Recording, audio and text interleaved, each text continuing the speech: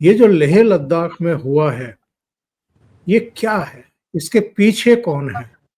कुछ-कुछ खबरें तो आ रही हैं कि कुछ कांग्रेस के नेता थे, घायल भी हुए हैं, उनमें से एक तो उनको अस्पताल भी भेजा गया है।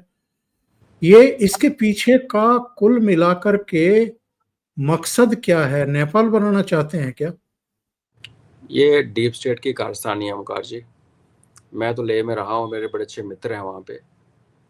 लेह उसी तरीके लद्दाख जिसमें लेह और कारगिल दो डिस्ट्रिक्ट्स हैं। कारगिल बेसिकली शिया मुस्लिम डोमिनेटेड है और जंस्कार इलाकों को छोड़ के, और लेह बेसिकली बुद्धिस्ट है, हालांकि यहाँ भी 55-45 रेशो है। तो इनमें इनकी शुरू से डिमांड थी कि हमें भाई तुम कश्मीर की गुंडागर्दी से बचाओ, जो हम जम्मू वाले आज हम रो रहे हैं। तो पहले हम जम्मू और लद्दाख वाले दोनों रोते थे। फ़र्क ये था कि लद्दाख 70% हमारी जम्मू एंड कश्मीर स्टेट का 70% जियोग्राफिकल एरिया लद्दाख का था, लेकिन इनको ग्रांट्स मिलती थी 2 से 3%, 4%, 5%। ना ढंग का कॉलेज, ना बिजली। 2014-15 तक जब मैं वहाँ से निकला हूँ, 2014 के बाद बिजली आई है वहाँ पे। वहाँ पे बिजली नहीं थी ओंकार जी, 4 घंटे जनरेटर चलता था रात को, ले जैसे शहर में। और आपको कोई भी घर में 15 एम्पेयर का प्लग लगाना अलाउड नहीं था, पकड़े जाओ तो फाइन होता है। हीटर अलाउड, इतनी सर्दी, आप हीटर और ब्लोअर नहीं चला सकते बिकॉज जनरेटर पर दम पड़ता था, प्रेशर। इनकी डिमांड थी हमें यूटी बना दो। इस सरकार ने 2019 में उनको यूटी बना दिया, तो बड़े खुश हुए, ढोल पताके बजे। अब एकदम से डिमांड खड़ी कर दी हमें स्टेट बना दो। पॉपुलेशन इनकी 3-3.5 लाख टोटल है। पूरा कारगिल और इलाका बहुत बड़ा है, पॉपुलेशन है नहीं। तो अब 3-3.5 लाख की तो 2 सीट बनती है एमपी की। नो नो, 2 नहीं, 1 नहीं बनती, 10 लाख की सीट एक है ही हमारी। बनती है, एक, हाँ, एक ही दो बन असेंबली दो असेंबली की सीट्स बनती है ढंग की। हाँ। तो आप उसमें स्टेट बनाने लगे। फिर एक थोड़ा टेक्निकल इशू ये भी था कि 95% पॉपुलेशन वहाँ शेड्यूल ट्राइब है, और शेड्यूल ट्राइब कमीशन जो है भारत का, उसने इस सरकार ने नियुक्त किया था। उन्होंने बोला हाँ, क्योंकि 95% आप इसको शेड्यूल कास्ट वो है, तो इसको शेड्यूल कास्ट एरिया का स्टेटस दे दो, उसमें थोड़ा सा इनको प्रोटेक्शन मिल जाती है। और तीसरी डिमांड इनकी आने लगी कि भाई लद्दाख में वर्किंग सीजन सिर्फ 4 महीने तक सीमेंट से काम कर सकते हो। उस महीने साल में 8 महीने आप सीमेंट से काम नहीं कर सकते। आपने लिपाई की, प्लास्टर किया, रात को जैसे ही टेम्परेचर गिरा, आपका पूरे का पूरा प्लास्टर के अंदर पानी जम जाता है और अगले दिन प्लास्टर नीचे गिर जाता है। तो इनका ये था कि आप सेंट्रल से स्कीम आती है, यूटी है भी सेंटर के नीचे है, गवर्नर जी के पास आती है, एलजी के पास, फिर डीसी के पास आती है। तो डीसी साहब उसको जब तक आगे टेंडर वेंडर करते हैं, वो सारा समय निकल जाता है। और जब टेंडर जब फंड का टाइम आता है, काम करने का टाइम आता है, वर्क ऑर्डर प्लेस करने का टाइम आता है, तो सर्दियाँ शुरू हो गई होती हैं। हम काम नहीं कर पाते, और अगली सर्दी आने से ख़त्म होने से पहले 1 अप्रैल आ जाता है, क्योंकि लद्दाख में सर्दी जाके अप्रैल मई में जाके ख़त्म होती है, और नेक्स्ट ईयर का बजट स्टार्ट होता है, पहले कल फंड ख़त्म हो जाते हैं। तो जो इस बार हमने टेंडर किया, ठेका किया, उसके लिए फंड ही नहीं है। तो उनका ये डिमांड था कि भाई ऐसा करो कि हमें आप ना पंचायत लेवल पे फंड दे दो, हर पंचायत डिसाइड करेगी कि हमने कौन सी सड़क कहाँ बनानी हो। उसमें खतरा ये ओमकार जी, सेंसिटिव स्टेट है। चाइना का वहाँ पहले इन्फ्लुएंस था, पहले, अभी भी है। इन्फ्लुएंस इन सेंस कि लद्दाखियों को लगता है कि जैसे कश्मीरी भारत को पाकिस्तान पाकिस्तान करके ब्लैकमेल करते हैं, तो इनके पास एक ब्लैकमेल टूल है कि कुछ ज़्यादा नौबत आएगी तो हम चाइना चाइना करना शुरू कर देंगे, तो भारत घबरा जाएगा। तो इन्होंने ये जो पूरा इनका जो पॉलिटिकल स्ट्रक्चर है, वो सपोर्ट ही नहीं करता कि स्टेट बन जाए। पंचायत वाला जो उनकी डिमांड है, वो इसलिए सपोर्ट नहीं हो सकती कि कल को अगर भारतीय सेना के लिए सड़क कहीं गांव से बन रही हो, और वो जो सरपंच है उस पंचायत वाले लोग अगर ऐसी पार्टी को बिलोंग करते हैं जो कि चाइना के साथ एमयू करके बैठी है, तो हो सकता है सड़क ही ना बनने दें। तो इतनी लिबर्टी भी नहीं, पर ये सारी चीज़ें निगोशिएबल हैं। तो इनकी जी। टॉक्स चल रही थी। इस साल वो टॉक्स शुरू में ख़त्म हो गई, ब्रेकडाउन हुआ था।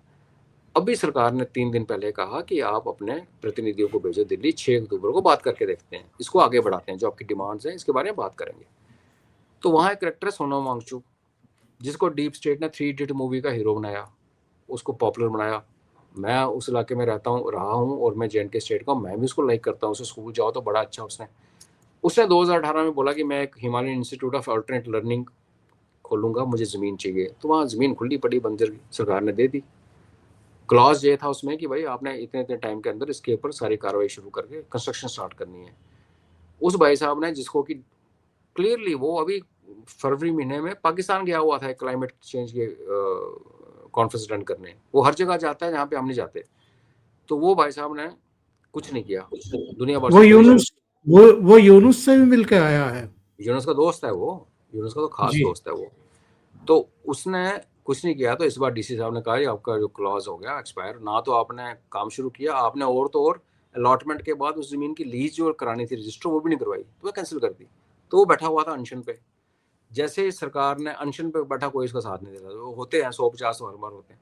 जैसे दिल्ली ने कहा कि 6 अक्टूबर को आप आओ हमसे बात करो, उससे लगा वो ले, मैं तो रह गया साइड पे, क्योंकि लद्दाखियों ने अपनी अपेक्स बॉडी कारगिल में अपनी और लेह में अपनी उन्होंने अपेक्स बॉडी चुनी हुई है और उनके नुमाइंदे जाके दिल्ली में बात करेंगे। तो एकदम से उसको अपना जो सेंटर ऑफ अट्रैक्शन बना हुआ था, उसकी जो पावर थी वो निकलती हाथ से निकलती नजर आई। तो यहाँ दंगा हो गया। शाम को कहता कि मैं अनशन बंद कर रहा हूँ बिकॉज मैं तो इसमें इन्वॉल्व नहीं, पता नहीं लोग कहाँ से आए। अब लद्दाख ऐसा इलाका है कि बाहर वाले आ ही नहीं सकते, शक्लें नहीं मिलती। बिल्कुल बाहर वाला बिल्कुल। आगे दंगा। नेपाल में क्या था जी, नेपाल में जी आगे बाहर से आगे, इधर से आगे उधर से आगे, काफ़ी सारी पॉपुलेशन बॉर्डर के। लद्दाखियों के जो फीचर्स हैं वो लद्दाख में ही हैं, वो आपको दिल्ली में नहीं मिलेंगे, ना जम्मू में ना कश्मीर में। तो बाहर से कहाँ से आए। तो ये, और कांग्रेस का जैसे आपने कहा उस लीडर का फोटो भी आया और वो भी आया, तो सीधी सीधी बात है, डीप स्टेट गेम खेल रही है। उनका प्रतिनिधि जो हमारे भारत में घूम रहा है पप्पू, वो आज कभी कुछ बात करता है, कभी कुछ बात करता है, जेनजी की बात कर रहा है, बच्चों को उकसा रहा है। तो ये अच्छा नहीं है। और मेरे को लगता है कि अभी एक टाइम आ गया कि भारतीय सरकार को सोचना पड़ेगा कि ये जो खुले कुत्तों की तरह भौंक रहे हैं गलियों में, इनको रोकना पड़ेगा। ये तो नहीं तो बच्चों को मरवा के गुमराह करके बच्चे फ्रस्ट्रेटेड हो जाते हैं 2 मिनट में, कोई किसी जॉब नहीं मिल रहा, किसी के नंबर अच्छे नहीं आए तो उसको ये ठीक है पत्थर मार लेते हैं गली में। और वहाँ की पॉपुलेशन बाय नेचर इतनी पीस लविंग है, नॉन वायलेंट बुद्धिस्ट हैं। 47 में जब पाकिस्तान आर्मी ले से 10 किलोमीटर दूर आके रुकी और अगले दिन ले आना था, तो भारतीय फौज की छोटी टुकड़ी वहाँ पहुंची थी, तो उन्होंने कहा था लोगों को आओ हमारे साथ मिलकर लड़ो, हम 20-22 लोग हैं, तुम आ जाओ। उन्होंने कहा जी हम तो बुद्धिस्ट हैं, हम तो लड़ते नहीं। तो फिर एक फैसला किया लिया कि ले से 100 किलोमीटर पूर्व दिशा की तरफ एक नया गांव खाली जगह पड़ी थी, इन सबको वहाँ शिफ्ट किया जाए और भारतीय सेना यहाँ लड़ेगी। जब उससे पहले अटैक हो गया, ये निकल नहीं पाए, फिर फौज बाई एयर आई और फिर हमने लद्दाख को बचाया। तो वो लोग जो अपने सेल्फ डिफेंस के लिए लड़ने के लिए तैयार नहीं थे क्योंकि बुद्धिज्म उनको मना करता है, आज वो आगजनी कर रहे हैं, दफ्तर जला रहे हैं। सीआरपीएफ जो ना जम्मू कश्मीर का हिस्सा है ना कि वो पूरे भारत के फौज हैं, उसमें लद्दाखी भी हैं, कश्मीरी भी हैं, जम्मू वाले भी हैं, बिहारी भी हैं, उनकी गाड़ी जला ली आपने। तो एक्सटर्नल डिज़ाइन है, इन लोगों को गुमराह करके यूज़ किया गया है। सोनम वांगचू का मेरे ख्याल से कहना कहीं इसमें रोल है, क्योंकि उसकी ज़मीन चली गई और जगहसाई अलग से हुई। और वो पाकिस्तान फरवरी में क्यों गया, जब हमारे स्ट्रेंड रिलेशन उनके साथ। और जिन लोगों को ये अवार्ड मिलते हैं ना, मेरे साथ से अवार्ड फलाना अवार्ड है, उसको मिले हुए हैं, तो वो सारे के सारे केजरीवाल से लेके हम अपनी लिस्ट निकाल के देखेंगे, वो सारे वो एक ही कैटेगरी के लोग हैं। तो ये डीप सही स्टेट की गेम, डीप स्टेट की गेम है ये।